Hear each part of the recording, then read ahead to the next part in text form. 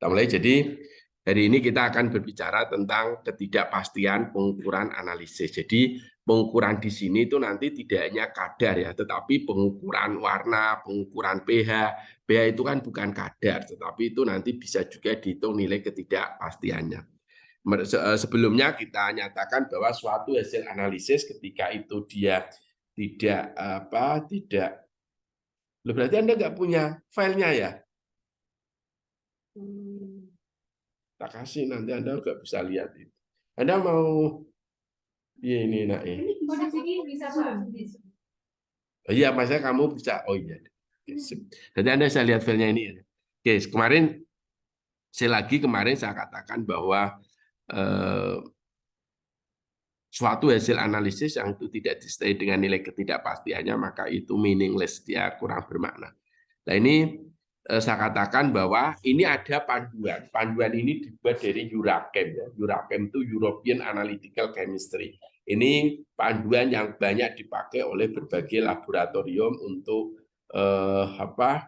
menghitung nilai ketidakpastian. Ya.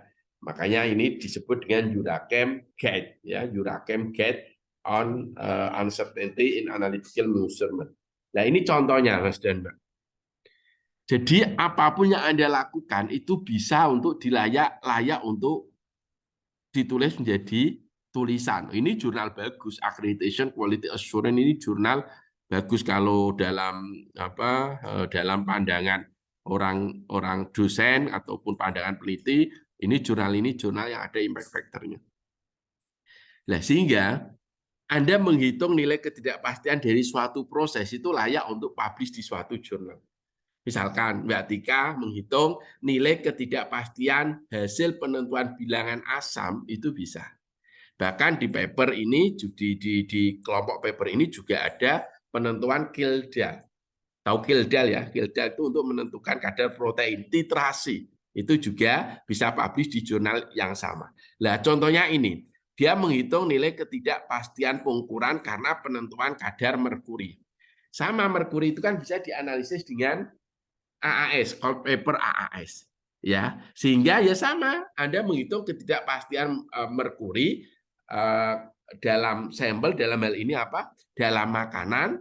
Jadi ini ada makanan, kemudian ditentukan kadar Hg-nya dengan AAS, kemudian Anda hitung nilai ketidakpastian. Itu bisa publish gitu loh. Jadi menghitung nilai ketidakpastian pengukuran ini setara dengan validasi. Nah, biasanya kalau di jurnal-jurnal ini kan bisa publish kalau dia itu validasi lengkap. Ya, tapi ini dengan nilai ketidakpastian aja itu bisa publish ya. Ini contoh lagi ini apa ini? Determination of caffeine in coffee. Ya, ini dengan HPLC. Dan ingat kalau itu Anda perhatikan nih saya tulis EURACHEM Guide ya. Selalu yang dipakai adalah apa? EURACHEM Guide karena ini memang yang luas dipakai untuk menghitung nilai ketidakpastiannya. Ya. Kemudian ada lagi di sini. Di sini apa ini? Uncertainty analisis alkohol ya dalam forensik. Ini juga bisa dihitung nilai ketidakpastiannya. Jelas ya? Itu. Oke, nah sekarang sehingga saya katakan kalau Anda mau nanti nambahi data tesismu misalkan Tika atau Rin ini juga bisa. Kalau Mbak Rin itu kan risetnya tentang analisis DNA sebenarnya. Dia kan bisa menghitung berapa kadar daging dalam suatu bakso. Mbak Rin itu apa Rin? Dagingnya apa? Nah, misalkan ini ada bakso. Bakso itu, ini saya kasih contoh ya kasusnya Anda. Bakso ini dia campuran sapi dan anjing. Dia kan bisa menghitung berapa kadar daging anjingnya itu berapa persen. Maka di situ ada nilai ketidakpastian. Nah, kalau Rin itu mau nulis uncertainty measurement of level of pork ya in meatball using real time, nah, itu bisa jadi satu paper. Tapi kan Rin nggak begitu suka dengan nulis paper seperti ini, ya. Tapi itu saya pastikan bisa. Bahkan itu lebih kompleks daripada analisis ini. Analisis saya kan sudah baca ya papernya. Menghitung nilai ketidakpastian kafein di dalam ini lebih sederhana. Itu aja bisa, apalagi kalau itu analisis ketidakpastian analisis daging, konsentrasi daging dalam bakso dengan menggunakan real time PCR ya gitu. Mbak ya, Mbak dulu risetmu. Nah, itu kan gitu. Kalau saya jadi pembimbingmu tak suruh kamu. Bisa nanti nanti kita ajari bisa. Ya, kamu bisa nambah beberapa halaman untuk itu. Dan bahkan kalau kamu mau publish di MFV atau di MOT bisa gitu. Nah, makanya saya selalu bilang kalau Anda mau publish itu, Anda harus cloning cara kerja yang di paper-paper ini tadi. Misalkan di paper ini yang mirip ya, uncertainty chemical analysis kafein in coffee atau sinestein using TLC atau itu setara dengan ini. Kamu ikuti aja pola pikirnya dia. Nanti saya ajari bagaimana menghitung sumber-sumber ketidakpastian ya. Nanti saya ajari, ya saya khawatir. Ya, itu. Tapi itu bisa harusnya. Ya. Itu. Semuanya harusnya bisa. Jadi kamu bisa sinestein itu untuk nambah-nambahi data lah biar keren. Mbak, apa Mbak kamu? Sintesis. Turunan analognya PGV0. Terus diuji apa? Nah, nanti diapain nanti kan ada aktivitasnya. Nah, aktivitas itu kan angka. Nah, kalau Anda bisa menghitung itu berapa ketidakpastian dari si aktivitas anti diabetes itu, selama ini nanti Anda paling-paling kan aktivitasnya pakai apa? Pakai tikus. In vitro? Nah, in vitro nanti kan ada aktivitas sekian. Kan Anda bisa melakukan replikasi. Syaratnya bisa menghitung ketidakpastian harus dilakukan replikasi. Sekali tidak dilakukan replikasi nggak bisa. Ya, gitu. Tapi ini sekali lagi kalau Anda pengen publikasi itu saya nambah-nambah itu kamu masukkan di jurnal LPPT untuk syarat lulus ya bisa saya terima. Ya, gitu. Karena wong jangankan di jurnal kami ya, misalkan di jurnal-jurnal bagus aja yang ini saya tunjukkan ke Anda aja pada diterima. Ya. Kamu apa, Mbak? Tentang kadar Nah, itu apalagi ya, itu bisa juga. Ya, makanya ini apa? Saya itu dari dulu itu mau apa ya? Karena ini kan perlu teliti ya, menghitung nanti saya tunjukkan berapa ini harus perlu teliti menghitungnya. Ya, oke lah nanti di seiring berjalan waktu nanti Anda tahu oh ternyata mudah menghitung itu ya. Oke, uncertainty measurement itu dikenalkan oleh 7 organisasi internasional di tahun 1993. Ya, itu ini. Jadi yang mengusulkan suatu panduan usulan uncertainty measurement itu ya kamu belum lahir itu sudah dikenalkan ya tahun berapa 93 dikenalkan kemudian di reprint ya cetak ulang tahun 95 kemudian dia dikenal sebagai Get on Uncertainty Measurement. Nah ini 7 sponsor 7 organisasi yang dia itu mensponsori terbitnya guideline tentang uncertainty measurement. Di situ ada ISO kan yang Anda tahu, ada IUPAC ya, yang Anda tahunya itu tata nama kimia, IUPAC itu dia yang makanya IUPAC itu Mbak sampai rutin. Anda tahu berat atom H itu berapa? Tadi satu kan, itu 1,00 sekian. Dan itu kalau Anda lihat di majalahnya IUPAC, buletin itu plus minus uncertainty. Jadi nanti kalau Anda saya tanya berapa berat molekul dari natrium karbonat, Anda jangan mengatakan 100, tapi ini kan hanya pendekatan, paham ya? Karena itu misalkan C12, tapi bukan 12,00 sekian. Dan ini nanti Anda harus hitung ada nilai ketidakpastian pengukurannya. Misalkan Anda untuk menghitung normalitas HCl itu kan dihitung dari nilai ketidakpastian dari berat miligram natrium karbonat Anda bagi dengan berat molekul natrium karbonat ya dikalikan mililiter. Di sini ada ketidakpastiannya, Anda nimbang itu ada ketidakpastiannya. Di sini juga ada ketidakpastian dari apa? Ketidakpastian berat molekul. Buktinya IUPAC kan mengeluarkan sekian plus minus sekian mililiter, ini juga ada ketidakpastian sehingga Anda kalau menentukan normalitas HCl kok ketemunya 0,10 itu harus ada plus minus berapa nilai ketidakpastian. Dan itu IUPAC, makanya IUPAC itu rutin mengeluarkan nilai ketidakpastian dari atom itu berat atom ya. Nah, apa yang disebut dengan ketidakpastian pengukuran uncertainty measurement? Jadi ketidakpastian pengukuran itu adalah suatu parameter. Suatu parameter yang terkait dengan suatu hasil pengukuran. Ingat ya, pengukuran itu tidak harus menentukan kadar. Sekali lagi, parameter yang terkait dengan suatu hasil pengukuran yang mana itu mencirikan suatu dispersi nilai. Dispersi itu kan sebaran. Makanya ketidakpastian itu disimbolkan depannya dengan plus. Plus minus itu berarti menunjukkan sebaran atau rentang. Betul atau enggak? Yang mana sesuatu itu dipercaya terkait langsung dengan mengusuran. Nah, di sini dikatakan istilah mengusuran. Mengusuran itu adalah sesuatu yang diukur. Jadi sekali lagi saya ulangi, apa yang disebut dengan ketidakpastian pengukuran itu adalah suatu parameter yang terkait dengan suatu hasil pengukuran yang mencirikan dispersi suatu nilai yang mana itu terkait dengan suatu mengusuran. Paham ya? Oke, mengusuran itu apa? Sesuatu yang diukur. Namanya apa? Mengusuran. Nah, sehingga yang diukur itu tidak hanya konsentrasi, tapi mungkin pH. pH kan bukan kadar, tapi itu juga kita bisa tentukan nilai ketidakpastiannya. Ya. In any measurement, the measurement is defined as the particular quantity subject to measurement.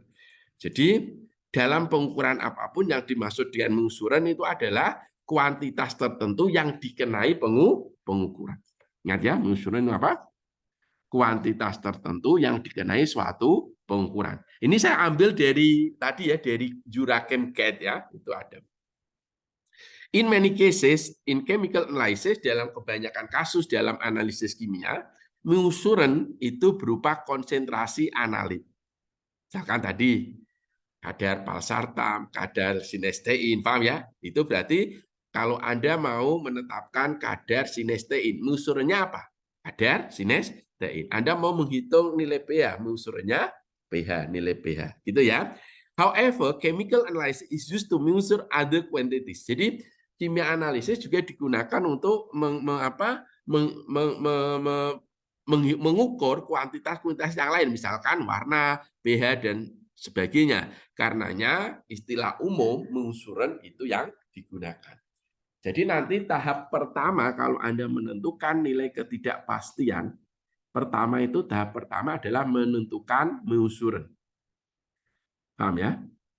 Misalkan Anda saya suruh untuk menentukan ketidakpastian normalitas HCl. Berarti mengusurannya apa? Normalitas HCl. Paham ya?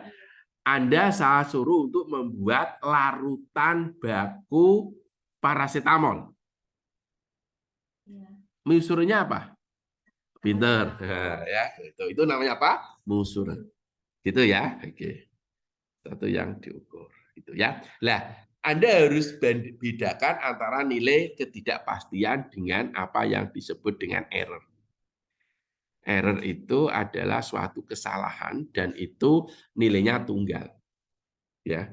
Kesalahan itu adalah perbedaan antara hasil pengukuran dengan nilai yang diterima sebagai nilai benar. Itu namanya kesalahan. Misalkan tablet paracetamol, kadar yang diterima sebagai benar 500 mg. Anda hitung kadarnya, ketemu 495, berarti errornya berapa? 5 mg. Ya, jadi itu namanya error. Ya. Jadi error itu adalah tunggal. Ini makanya it is important to distinguish between error and uncertainty. Jadi error itu didefinisikan sebagai perbedaan antara hasil individual dengan nilai benar dari suatu mengusuran.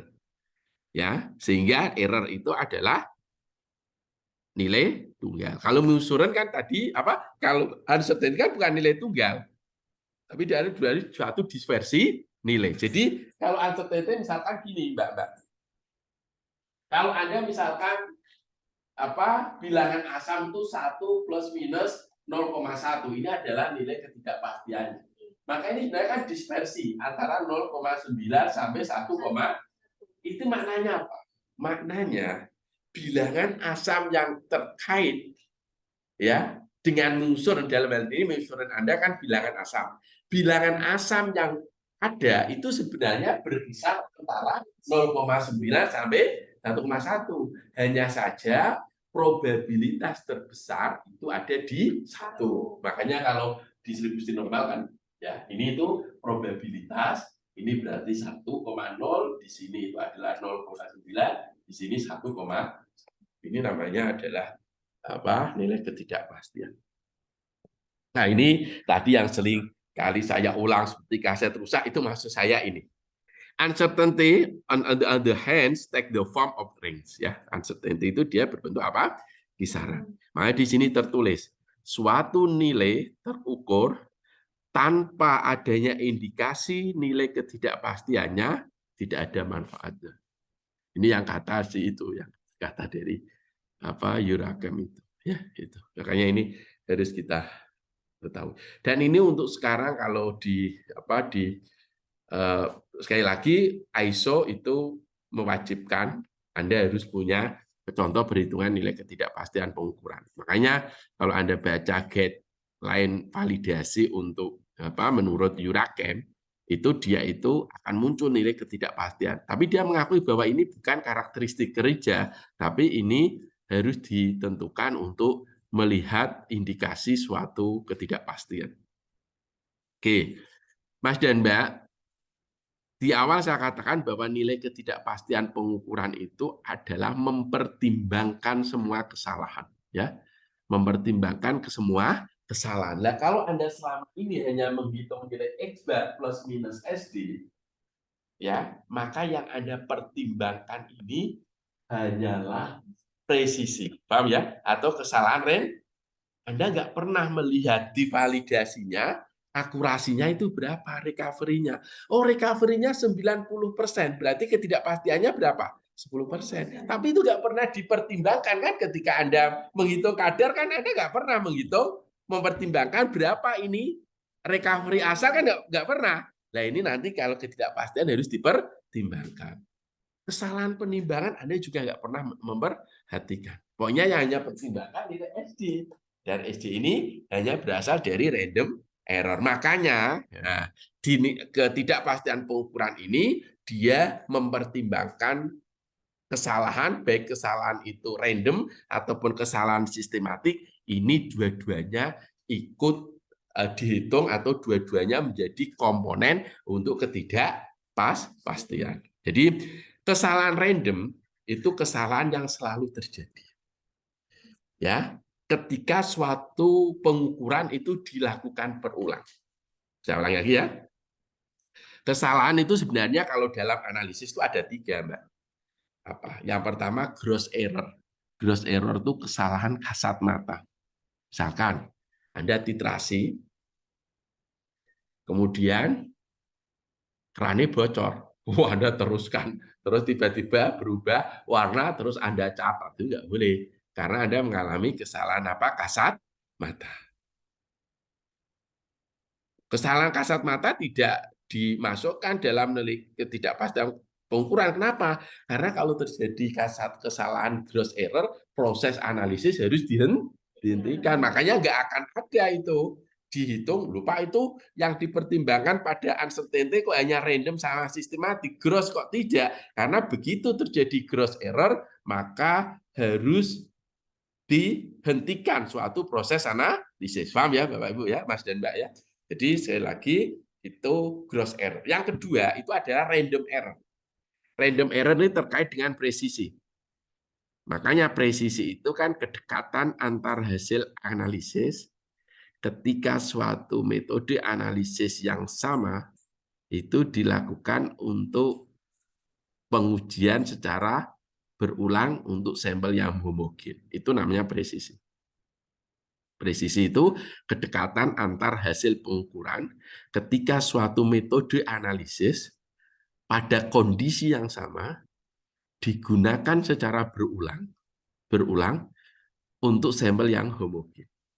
Ya. Nah, makanya di sini dikatakan the random error varies when a measurement is repeated under the same condition. Misalkan ini, saya pinjam ini ya. Misalkan saya mau menghitung absorbansi larutan ini. Larutannya kan sama, betul kan? kondisi pengukurannya juga sama.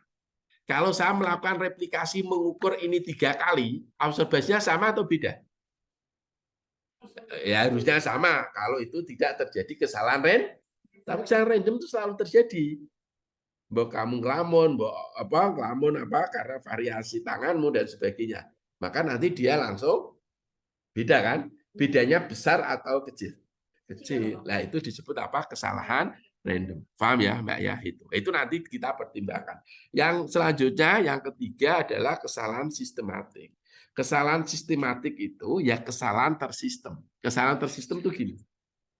Misalkan Anda tablet paracetamol itu isinya 500 mg. 500 mg ya isinya.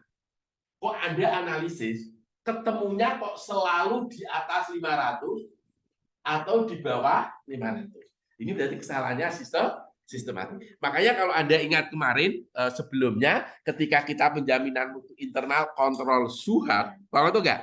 Maka itu kalau dia di atas terus sampai 8 atau di bawah terus sampai 8, maka the analytical process should be stop. Karena apa? Terjadi kesalahan sistematik. Yang aman ya kadang naik, kadang turun.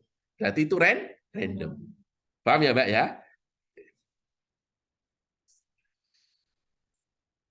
Nah, sekarang uncertainty ini. Uncertainty mengunsur count for random error and systematic error. Paham ya? Kalau selama ini Anda menghitung SD itu hanya representasi dari apa? Presisi. Ya, ini. Doesn't account for, artinya blunder itu kesalahan tadi, kasat mata. Ya kan? Seperti tadi, ini kerusakan alat. Nah, itu kan harus terjadi kalau alatnya rusak. Tadi saya contohkan kerannya bocor. Ya, kok Anda teruskan, nah itu ya kesalahannya adalah kesalahan gross error atau kesalahannya apa? Kasat mata, ya gitu. Makanya itu spurious error represent loss of statistic counter sehingga itu tidak diikutkan. Nah, ini Anda harus paham ini. Ya. Jadi Mas dan Mbak, Mas Sidik ono anu kayak cukup anu di ruangan saya penghapus. Ya itu ada tak hapus. Karena ini harus nulis, kalau nggak nulis Anda nggak paham.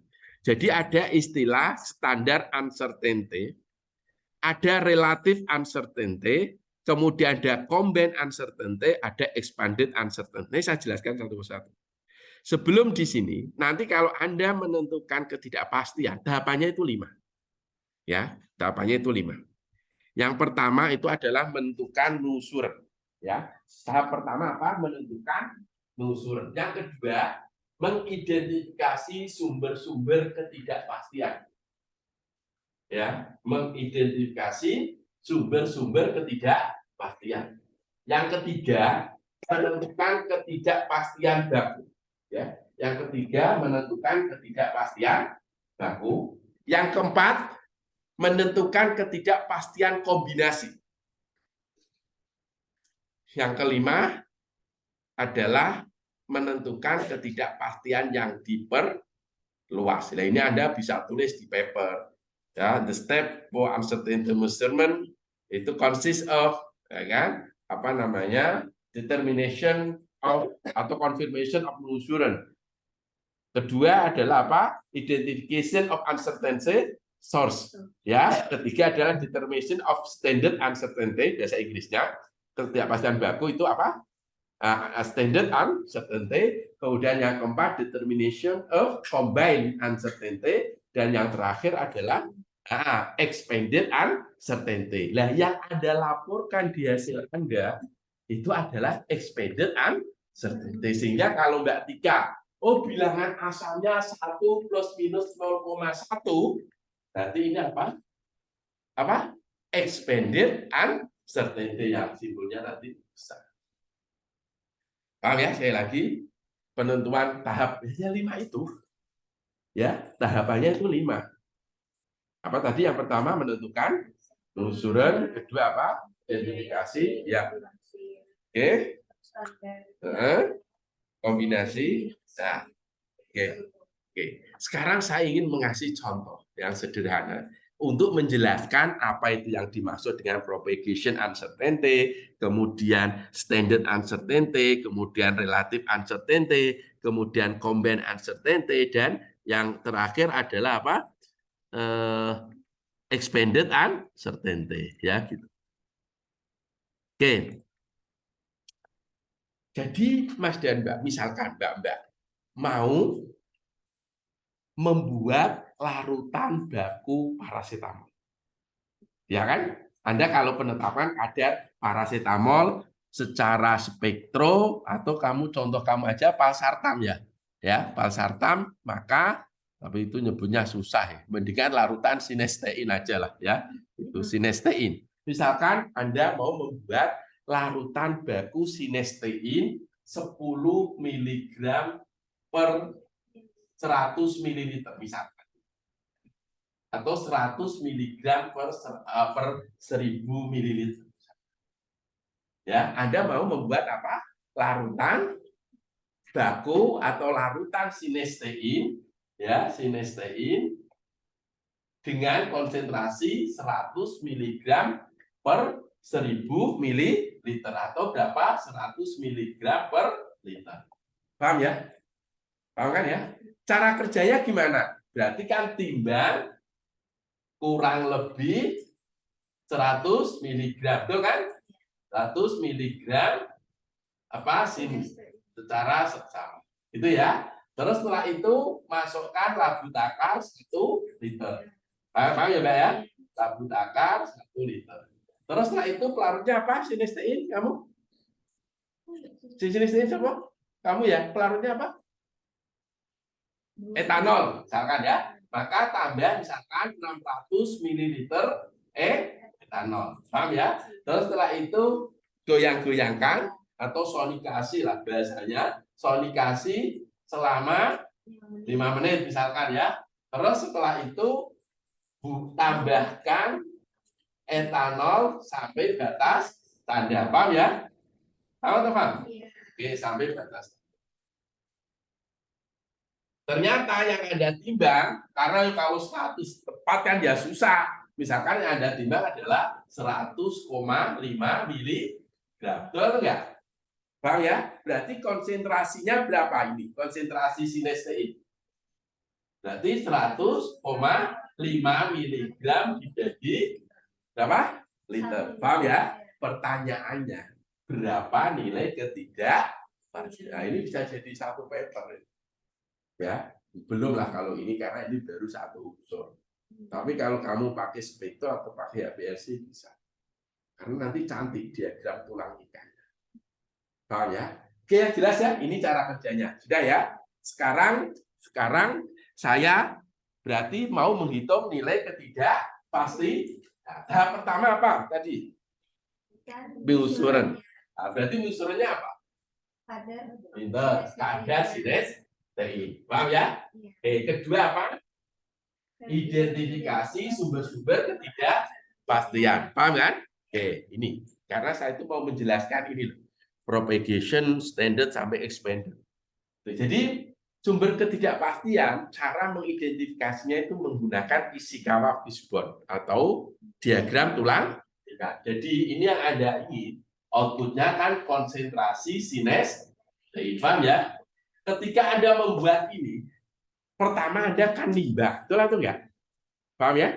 Nimbang apa? Sinestein. Berarti di situ ada ketidakpastian karena penimbangan. Kita tulis F. Nah, ketidakpastian penimbangan ini disebut dengan ketidakpastian baku. Apa? Ketidakpastian baku. Paham ya, Pak ya? Oke. Terus yang kedua, ini tentunya kalau Anda ini maka ada ketidakpastian karena apa? Sonikasi. Enggak. Bu Anda itu gojok 5 menit, 10 menit tidak akan berpengaruh pada konsen. Paham atau enggak? Maka ketidakpastian yang kedua itu adalah ketidakpastian volume. Paham atau enggak? Saya kasih tahu. Lampu takar Anda itu kan juga kalibrasinya itu ada ketidakpastiannya. Oke, saya tulis di sini. Nah, ketidakpastian volume ini sumbernya macam-macam ya.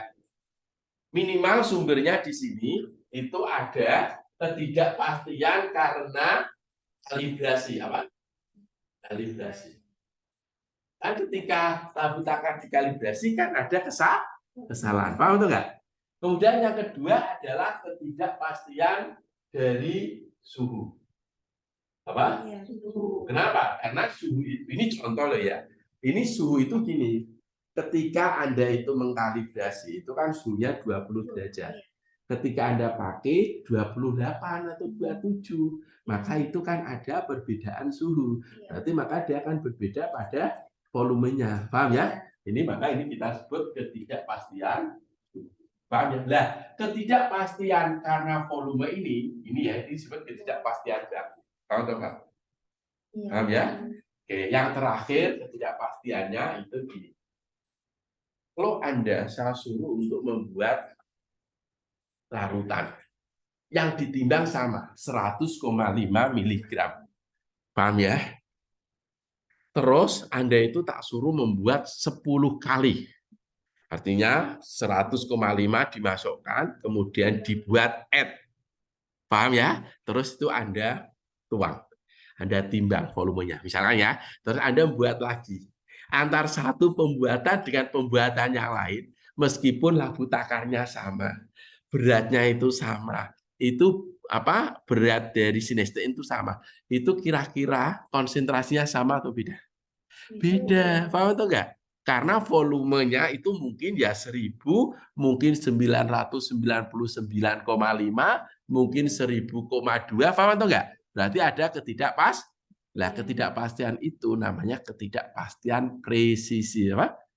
Ya, atau ketidakpastian repeatability.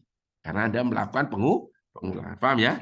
Itu. Berarti ini saya tulis ketidakpastian apa? Presisi. Paham ya, Mbak-mbak ya? Berarti di sini kalau Anda itu mau menghitung nilai ketidakpastian konsentrasi sinestein, berarti ada berapa sumber ketidakpastian? 3 kan? Betul atau enggak? Ya, ketidakpastian volume, ketidakpastian karena apa? Penimbangan dan ketidakpastian presisi. Oke, jelas ya? Ini disebut dengan apa? Ketidakpastian baku, ya, atau standard uncertainty. Sudah tahu ya? Jadi standard uncertainty itu standar karena input. Karena apa? Input. Jadi ini kan outputnya konsentrasi sinestein, betul kan? Nah, input yang menyebabkan yang ketidakpastian yang harus kita tentukan ini ada input massa, ada input volume, dan ada input presisi. Sekarang, Mbak-mbak, nanti yang digunakan untuk perhitungan ketidakpastian kombinasi itu adalah ketidakpastian relatif. Ya, ketidakpastian apa? Relatif. Saya jelaskan apa itu ketidakpastian relatif. Mbak-mbak, timbangan itu kesalahannya peak atau beda-beda? Timbangan itu kesalahannya peak. Ya.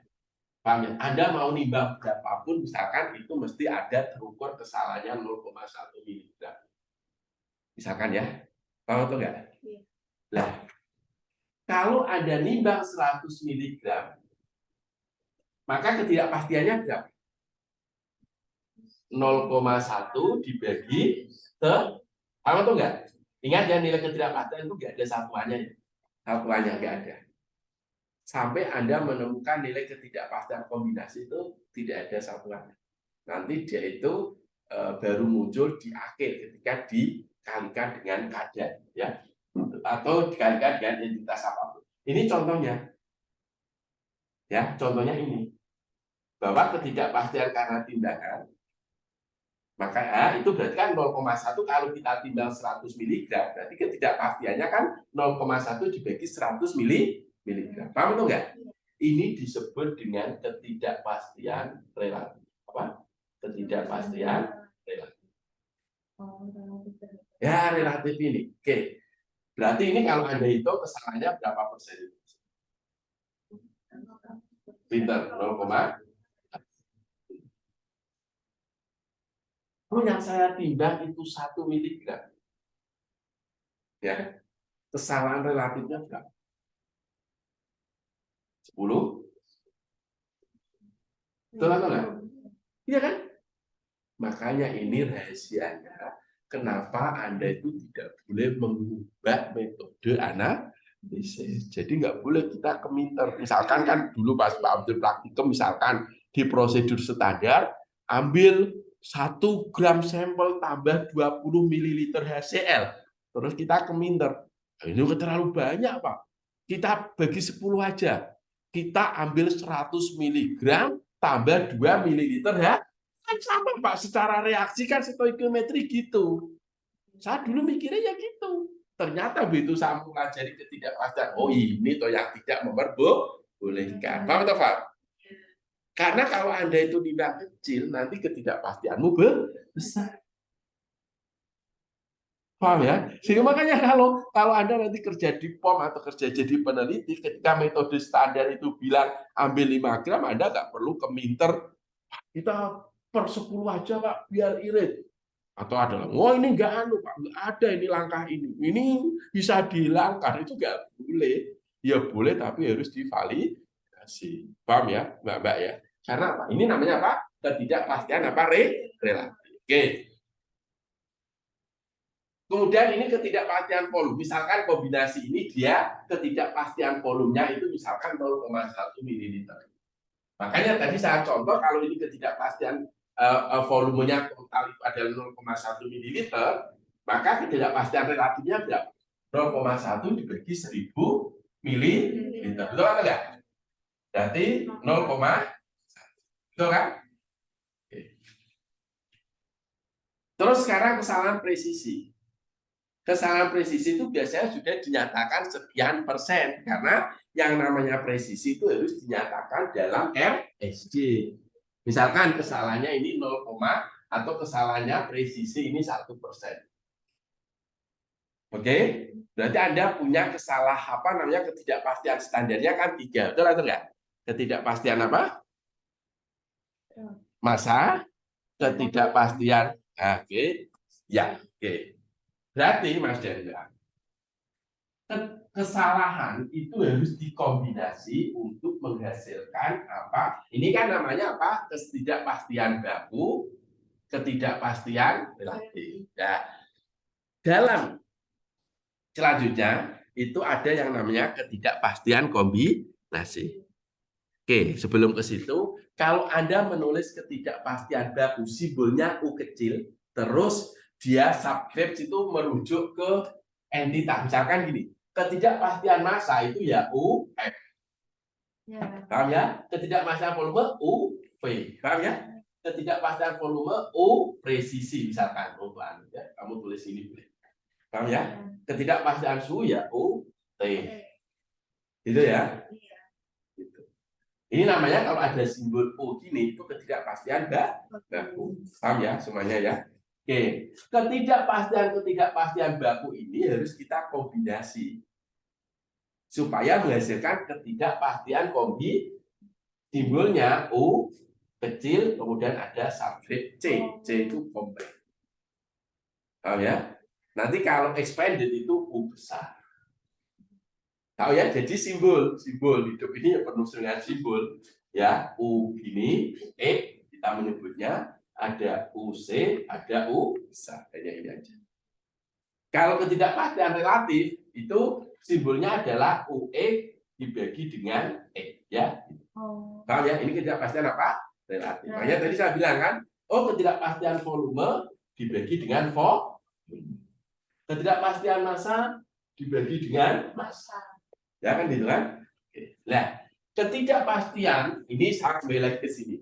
Ketidakpastian konsentrasi listrik itu mempunyai 3 atau 3 ketidakpastian baku. Paham atau enggak? Ketidakpastian baku ini kita kombinasikan untuk memperoleh apa? Ketidakpastian kombinasi ketidakpastian baku menjadi ketidakpastian kombinasi itu melalui proses yang disebut dengan apa? Propagation of uncertainty.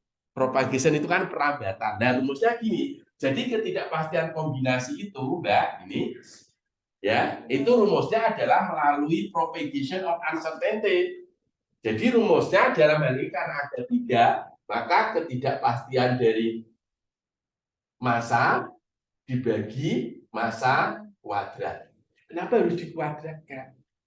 Karena kesalahan itu bisa minus, bisa plus. Paham atau enggak? Paham ya? Nah, kalau itu Anda minus kan nggak Anda kuadratkan, nanti bisa 0 kesalahannya. Paham atau enggak?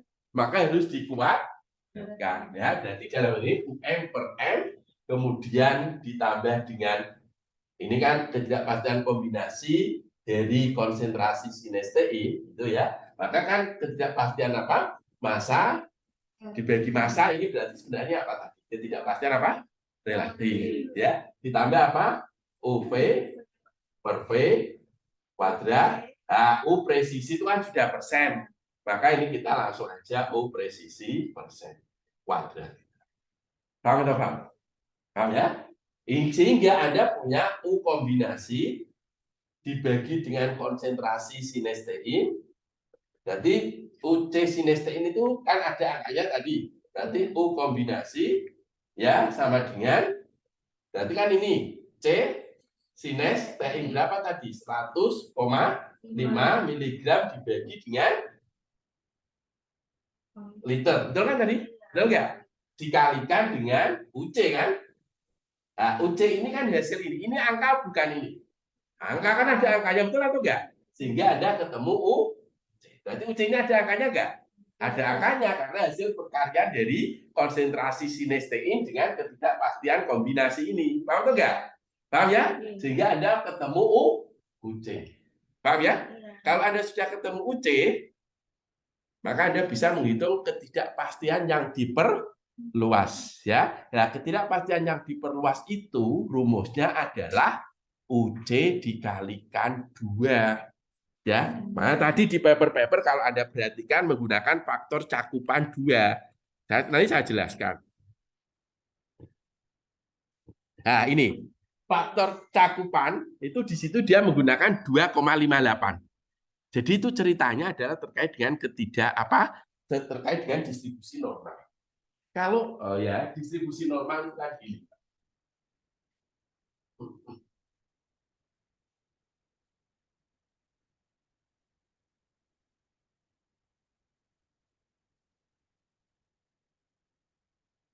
Jadi distribusi normal itu kan gini sebenarnya. Anda kalau menggunakan daerah penerimaan hipotesis nol itu 95%, ya, maka luas yang di sini itu setara dengan nilai 1,96. Sehingga kalau Anda mau tepat, itu bukan 2. Karena kalau dia menyebut faktor cakupan ini, kan ini kalau ini 2 kan coverage factor. Ada baca itu ya. Ini coverage factor, ya, ini the expanded uncertainty tadi ya, dengan ini. Makanya kalau Anda menyatakan expanded uncertainty itu harus ditentukan dengan menyebut apa? Faktor cakupan.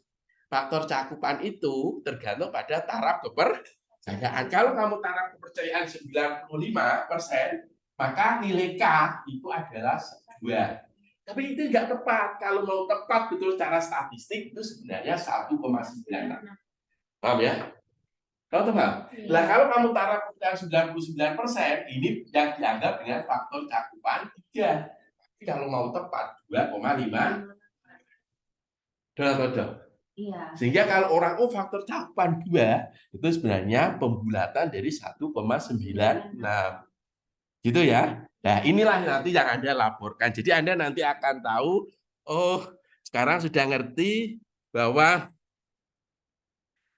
ya, the combined uncertainty, berarti Anda sudah punya gambaran, berarti itu adalah gabungan dari ketidakpastian baku. Paham kan?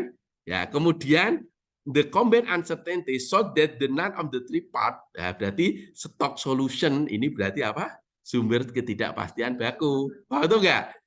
Can be neglected. Nanti Anda tahu bahwa nanti dengan ketidakpastian nanti kita akan melihat sumber mana yang paling dominan terhadap kesalahan. Jadi misalkan gini, Anda kok ketidakpastiannya itu sampai 10%. Iya. Misalkan, atau misalnya gini, 100 plus minus 10 mg. Berarti kan ketidakpastiannya kan sekitar 10% kan? Nanti kamu bisa mengidentifikasi sumber ketidakpastian baku yang paling besar itu di mana. Misalkan karena Anda nimbangnya terlalu sedikit. Paham ya? Oh, berarti kalau gitu timbangnya harus saya berbesarkan supaya apa? Kesalahan ketidakpastian relatifnya menjadi kecil. Itu ini untungnya. Anda jam wong kok nganggur seperti itu ya, samping itu dan ini terbukti ya dipakai itu pada dan itu kalau Anda nanti kerja di lab praktika terutama di lab di banyak pelatihan dulu di LPPT itu sering sekali memberikan pelatihan ini. Karena memang harus mikir paling susah itu menemukan nilai sumber-sumber ketidakpastian. Ya, Anda harus itu dan itu kan harus di apa harus orang punya pemahaman secara detail langkah-langkahnya. Apakah ketidakpastian yang Anda sebutkan sumbernya itu bisa tercover oleh tahapan yang lain misalkan. Itu harus Anda bisa. Ya, gitu. Oke ya.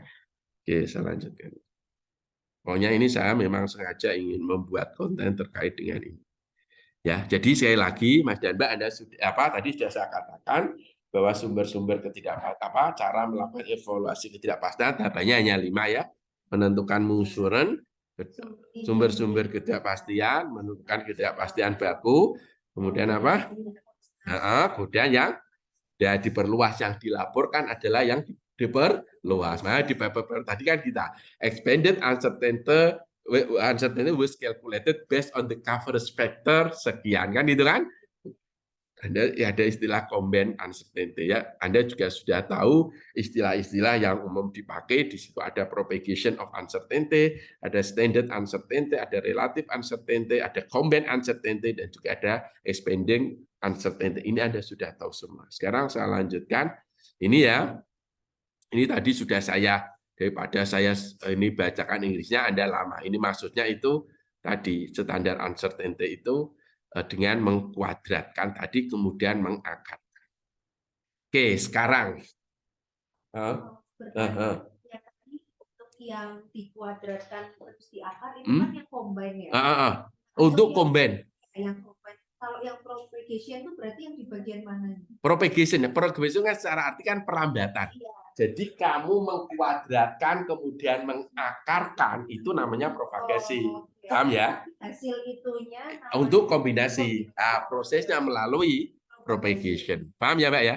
Prosesnya melalui apa? Propagation of uncertainty. Outputnya hasilnya adalah combined uncertainty. Nah, combined uncertainty ini, Mbak, itu harus dimulai di awal. Seperti tadi saya katakan. Tadi kan kita mempunyai ketidakpastian baku, massa, volume, presisi. Coba perhatikan di volume tadi, diagram tulang ikan saya, volume tadi kan ada dua yang berpengaruh. Apa tadi? Kalibrasi sama, nah itu harusnya kalibrasi sama suhu dikombinasikan lebih dahulu, paham ya? Untuk menghasilkan ketidakpastian volume, paham ya? Baru ketidakpastian volume dikombinasi dengan massa, dengan, paham ya? Ya, tahap tulangnya itu harus dipastikan dari kondisi dulu. Jadi kalau Anda punya tulang ini, yang tadi kan gini, ini kan Mbak, nah, ini kalau ini ada, ini harus diselesaikan dulu untuk menghasilkan ini. Nah kalau ini ada, ini dulu ketemu sini dengan ini untuk menghasilkan ini, dong ya. Makanya nanti kamu semakin rumit itu diagram tulang ikannya dia semakin cantik. Itu dan itu kan dituliskan di paper kan jadi apa nanti kalau Anda sudah terbiasa nanti ya lebih kompleks. Ini tadi yang tahap-tahapannya sudah saya sampaikan. Nah ini sama kalau tadi ya ini. Kalau Anda membakukan ini pembakuan titrasi loh. Pembakuan NaOH dengan kalium biftalat itu seperti ini. Apalagi nanti kalau Anda melibatkan apa dengan instrumen itu lebih cantik lagi ya gitu. Itu ya. Oke, sebelum ini biar minggu depan kita hanya berlatih ya menghitung kita cerita tentang standar uncertainty. Ini tolong ya. Anda fokus dulu karena ini memang agak susah. Tapi kalau Anda belajar sendiri saya pastikan pusing. Jelas. Walaupun Anda bahasa Inggrisnya Anda pun bagus ya. Ini saya dulu harus pusing beberapa kali, paham. Oh, akhirnya ya paham. Ya harus kalau pusing kita harus dinepken dhisik, sambil dipikir. Anda mungkin bisa memahami bahasa Inggris, mungkin Anda bisa. Tapi untuk memahami apa itu kesalahan jenis A dan apa itu kesalahan jenis B dan kapan itu harus dibagi dengan akar 3 dan kapan dibagi dengan akar 2 itu. Anda mungkin baca itu yang saya di slide itu. Kata-kata di sini Jurakem, if limit of are given without a confident level and there is reason to expect that extreme values are likely, it is normally appropriate to assume. Lah saya dulu ya nggak belajar, hanya belajar guru ketika saya ke LPPT itu kan saya kuliah nggak dapat mata kuliah ini. Pas saya kuliah ya, tapi begitu saya jadi manajer teknik di LPPT mau nggak mau kan harus belajar gitu. Oh iya, ketidakpastian segitiga, ketidakpastian persegi panjang itu apa gitu. Ya, oke, tapi makanya ini saya sebentar aja sekitar 10 menit nanti Anda paham karena itu nanti dijadikan dasar untuk mengasumsikan. Oke. Yang ini sudah, yang selanjutnya adalah standard uncertainty. Jadi, tadi kan saya ceritakan artinya ketika saya menghitung ketidakpastian sinestain tadi kan hanya mempertimbangkan massa, volume, dan presisi. Tanpa saya menentukan dulu apakah ketidakpastian standar itu dia mengikuti pola distribusi persegi panjang atau segitiga. Oke, ini saya bacakan. Sebelum Anda melakukan propagasi uncertainty of input estimate, Anda bisa pahami ya teknik bahasa Inggris. Tadi kan berarti propagasi kan tadi. Input itu berarti kan ketidakpastian baku. Paham ya? Kamu harus mengekspresikannya dengan suatu hasil yang form, bentuk yang comparable. The commonly used approach is to express its uncertainty in the form of estimate standard deviation called as standard uncertainty. Ini masih standard uncertainty of an input estimate is denoted OX. Ini sudah saya jelaskan. Nah, ini yang harus Anda. Ketidakpastian input itu berarti kan kesalahan yang timbul untuk masing-masing input. Setuju nggak? Nah, gap uncertainty measurement itu dia mengkelompokkan kesalahan itu ke dalam tipe A atau tipe B. Ingat, tipe A itu adalah ketika kesalahan itu diperoleh melalui suatu analisis statistik. Melalui apa? Analisis. Contohnya gini, Mbak. Anda melakukan uji presisi dari 10 kali. Paham?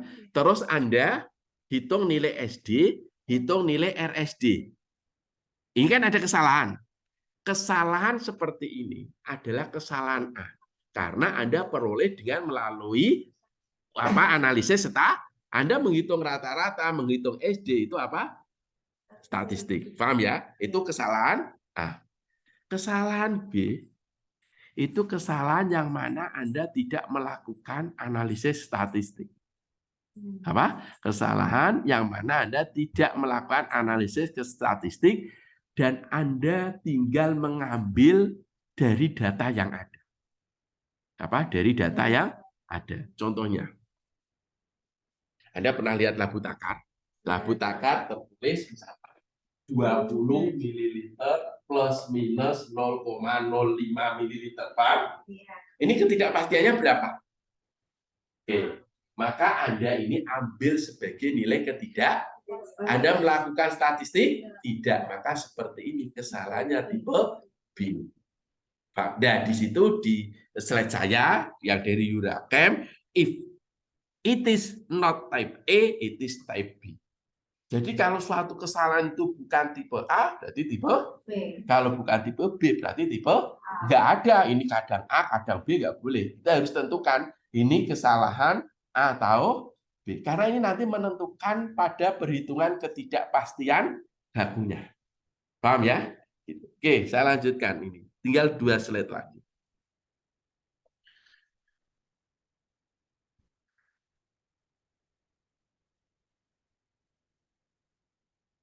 Ini sudah saya sampaikan.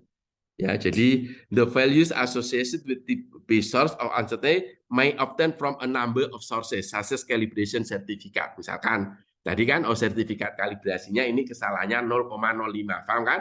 Kemurnian. Nah, kemurnian misalkan kemurniannya 100% plus minus 0,1%. Berarti ketidakpastiannya berapa? 0, dan itu Anda kan tidak melakukan. Maka itu tipe B. Oke. Ini misalkan uncertainty associated with purity of substance. Paham ya? Itu tipe B. Ya, karena Anda kan langsung ambil aja. Ketidakpastian karena suhu, ketidakpastian karena kalibrasi. Nah, ini. Jadi pertama, kalau ada ketidakpastian, Anda temukan dulu. Ini tipe A atau tipe B. Kalau tipe A langsung gunakan. Tipe A tadi apa? Yang dihasilkan melalui apa? Statistik. Dong ya.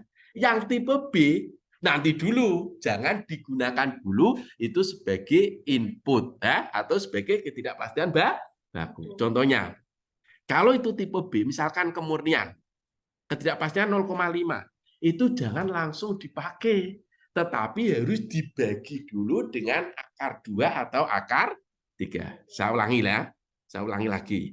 Kalau ketidakpastiannya tipe A, berapapun angkanya langsung digunakan. Tapi kalau itu tipe B, ini loh, di sini ada kata-kata, tetapi itu kalau tipe B, maka itu harus membaginya dengan suatu konstanta berdasarkan pada asumsi distribusi yang Anda gunakan. Ulangi, paham ya Mbak ya? A langsung pakai, B tidak boleh dulu, harus dibagi dengan suatu konstanta yang mendasarkan pada asumsi distribusinya. Nah, di sini hanya ada 2 asumsinya. Yang pertama adalah asumsi persegi panjang, dan yang kedua adalah asumsi distribusinya segitiga. Ini Mbak. Jurakem itu dia memberikan kaidah gini. Jika nilai ketidakpastian itu tidak disebutkan di sertifikat, ya, dan Anda harus mengasumsikan distribusinya, maka Anda bagi akar 3 ketika dia mengikuti distribusi persegi panjang. Paham ya Mbak ya? Nah, ini saya jelaskan kapan Anda menggunakan asumsi persegi panjang, kapan Anda asumsi. Yang penting Anda ketahui saat ini, detik ini, kalau dia itu mengikuti pola distribusi persegi panjang, maka bagilah akar 3. Paham ya?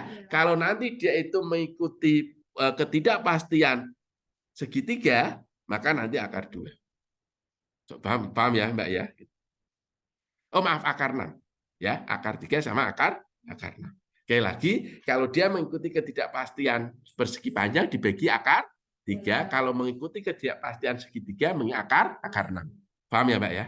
Nah, sekarang ini contohnya. Suatu labu takar 10 ml itu dinyatakan ketidakpastiannya adalah 0,2. Karena dia ini mengasumsikan ketidakpastiannya adalah mengikuti pola persegi panjang, maka dibagi berapa? Akar 3. Paham ya? Menjadi 0,12. Kalau dia ini mengikuti distribusi segitiga dibagi berapa? Karena nah, kapan Anda pilih ya ini di sini. Di gambarnya di Jurakem seperti ini. Kalau seperti ini itu Anda bagi, ini saya bundaran ini akar 3. Jadi gini. Ini saya jelaskan. Dan itu dulu saya bahasnya nggak langsung Pak. Harus ya, sering kali harus merenung. Ini boleh mau tanya ke siapa. Ya. Terus harus diendapkan. Kadang kalau ada belajar, itu tanya Rin itu loh, Rin dulu kalau mau cari suami kadang ada yang naksir gitu. Ini nanti masuk di rekaman saya ya Rin, nggak apa-apa. Harus diendapkan dulu, dipikir sampai mata juga. Gitu. Misalkan tadi labu takar itu kan 10 plus minus berapa tadi 0,2 ml. Paham ya Kak ya? Ini kan berarti kan nilai yang mungkin terjadi. Berarti kan kisaran adalah 9,8. Kelas enggak? Sampai 10, gitu. Artinya volumenya kisarannya antara 9,8 sampai lah. Distribusi persegi panjang itu kan gitu. Ya, di sini itu berarti adalah angka 10. Di sini itu adalah 9,8. Paham atau enggak? Di sini berapa? 10, oh. probabilitas munculnya volume 9 kok ini kan di sini sebenarnya probabilitas apa? Probabilitas. Kalau kemungkinan atau probabilitas keluarnya angka 9,8 itu sama besarnya dengan keluarnya angka 10, sama besarnya dengan 10,2, mungkin nggak keluar 1,4? Nggak mungkin, wong maksimal kan hanya plus minus berapa atau enggak? Sekali lagi, kalau Anda yakin probabilitas keluarnya angka 9,8, 9,9, mungkin kan? 9,98, mungkin kan? 10, 10,5, 10,1, 10 itu sama. Ini disimpulkan. Sama kan? Berarti Anda pilihlah akar 3. Paham atau enggak? Paham ya? Itu maknanya. Makanya ini disimbolkan dengan persegi panjang. Kalau Anda perhatikan, ini di sini. Dan di sini itu probabilitas ya. Dulu saya agak memahami ini agak susah. Oh gitu. Kenapa ini disebut dengan persegi panjang? Nah, paham ya? Maka di sini dibagi dengan akar 3. Ini artinya di sini itu sama. Paham ya Pak ya? Oke, sekarang yang terakhir sekali ya. Ini. Sometimes you can estimate a bound A for the error, but you believe that values near Xi are more likely than those farther away. Paham maksudnya ya? Jadi kalau persegi 3 itu nilai yang dekat dengan 10 itu probabilitasnya lebih besar. Makanya simbolnya kan gini, segitiga kan? Berarti kan ini gini. Ini 10, ini 10,2, ini berapa? 9, lah kalau ini kan probabilitas. Kalau probabilitasnya itu dia lebih tinggi dibanding nilai ekstrim, paham ya? Ini nilai ekstrim dan ini dan nilai ekstrim kan gini. Maka Anda kalau ketidakpastiannya itu A, maka ketidakpastian bakunya adalah A bagi angka. Makanya besok kita harus menentukan dulu sumber-sumber ketidakpastian.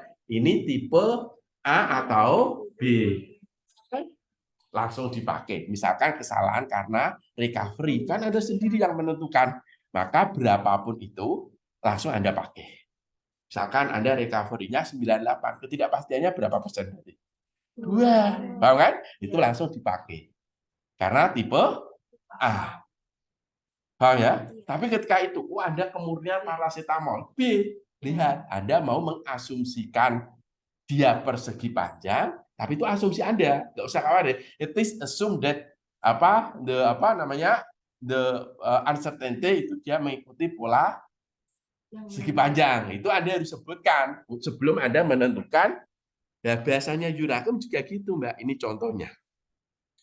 Ini 10 ml but routine in host check so that extreme values are rare.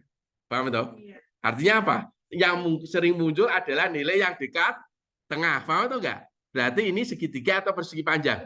Nah, maka itu dibagi dengan akar 6. Oke ya. Besok kita akan membahas langsung ke paper. Saya akan membahas paper, kemudian kita akan menganalisis. Ya, nanti Anda akan komentar, oh ya kalau gitu ya kita bisa. Pada tahap itu, maka Anda bisa mengcloning. Ya, kalau Anda itu nanti mau lulus, ada syarat paper kan, publikasikan di jurnal-jurnal nasional itu Anda bisa. Kalau Anda, dosen Anda misalkan ingin, oh enggak ini harus jurnal bagus karena mau untuk naik pangkat dosen atau untuk apa, ya. Tapi satu sisi kan Anda harus punya. Makanya saya kan kalau di mahasiswa S2 seperti ini kan saya strateginya seperti yang saat ini mau lulus kan, yang data-data yang data-data pendukung itu tak publikasikan di jurnal nasional. Cinta 4, yang penting dia bisa untuk lulus. Yang bagus ya tak tulis di jurnal bagus. Makanya si Karina ini, Nadia, yang satu itu Vira, Nadia, Karina, saya punya 3. Itu ya, dia sudah punya jurnal nasional. Cinta 4 kan sudah boleh untuk saya. Tapi yang data bagus ini harus saya tuliskan nanti di jurnal yang publish bagus. Sehingga Anda mau lulus ya bisa dengan itu tanpa mengorbankan untuk kualitas tulisan artikel. Sehingga gitu sama. Anda bisa menggunakan data yang ini untuk untuk hanya sekedar syarat lulus. Gitu ya. Saya akhiri. Assalamualaikum warahmatullahi wabarakatuh. Lama